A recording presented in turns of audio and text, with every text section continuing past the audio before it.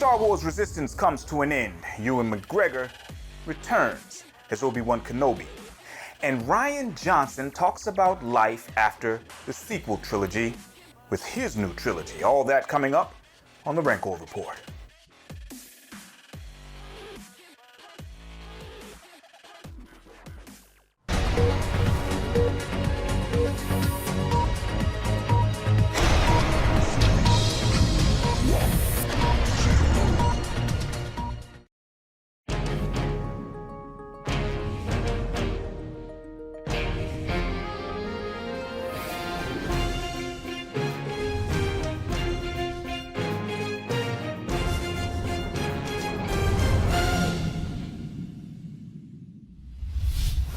Welcome back to the Cave of Wonders, Dreamwalkers. I am your Sith Lord Callous, and this is the Rancor Report, where we bring you what's trending in pop culture, gaming, and Star Wars news, reviews, theories, and clues.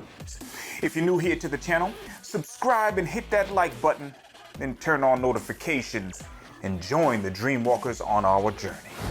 The official trailer just dropped this week for Star Wars Resistance Season 2, and with it, we learned that this season will be the last. Disney has decided to conclude the series after just 2 years, making Star Wars Resistance the shortest running Star Wars animated series to date.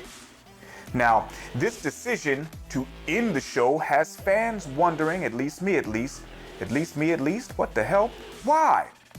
Season 1 was Emmy nominated, and towards the end of the season, we started to see the connections to the rest of the universe, with elements from The Force Awakens being introduced. This new season takes place during the events of The Last Jedi, leading up to the rise of Skywalker, so perhaps this choice was made because the release of The Rise of Skywalker will see the end of the Resistance. It's the end of the saga, so maybe there's nothing else to tell, at least not with these characters.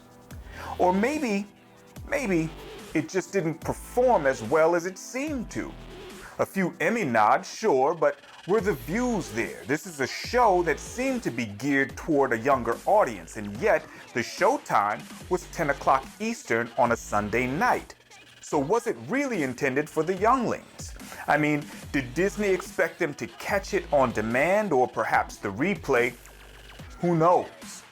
I enjoyed Season 1 for what it was, but I guess we'll have to wait and see what Season 2 will bring. What's that?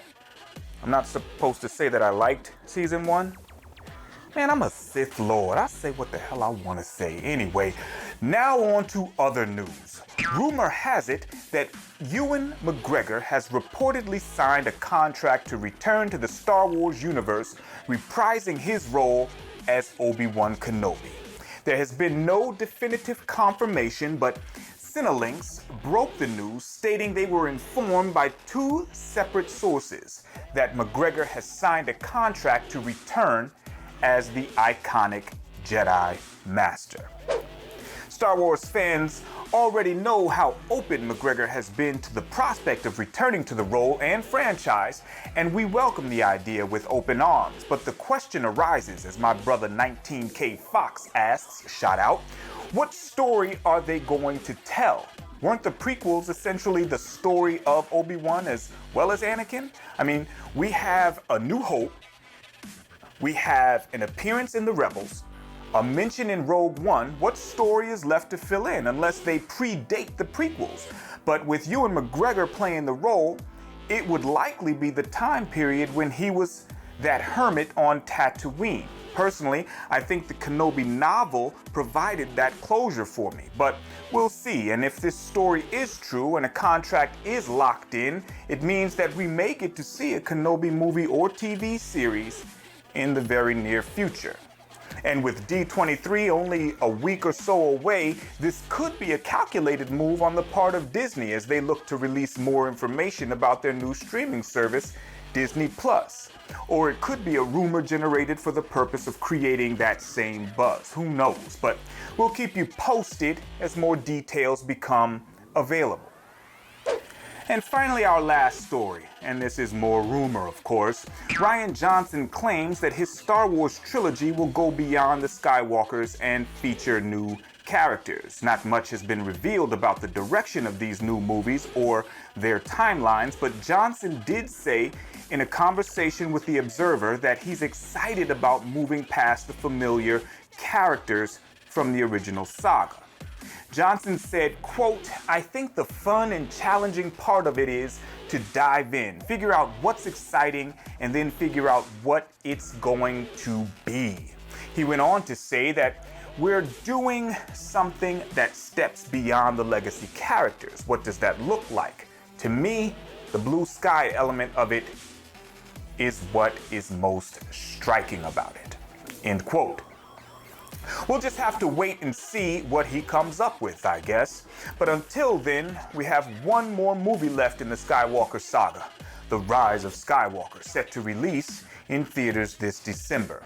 And that will do it for the news this week. You guys let me know all of your thoughts in the comments, be they good or bad. Sith or Jedi, Ashla and the Bogan. Don't forget to subscribe and hit that like button. Check out my Lore and Legends series, premiering every Tuesday, Wednesday, and Thursday at 5 p.m. And catch me live every Tuesday at 8 p.m. on Junk 3PO's channel for the livest show on YouTube. Some black guys and a drunk. Yes, that's me. With Drunk 3PO, Fatal J, The Lonely Banter, 2nd Street Marvel, Abu Nas, and Demajinai.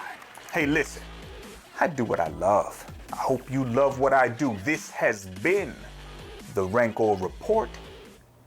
Until next time.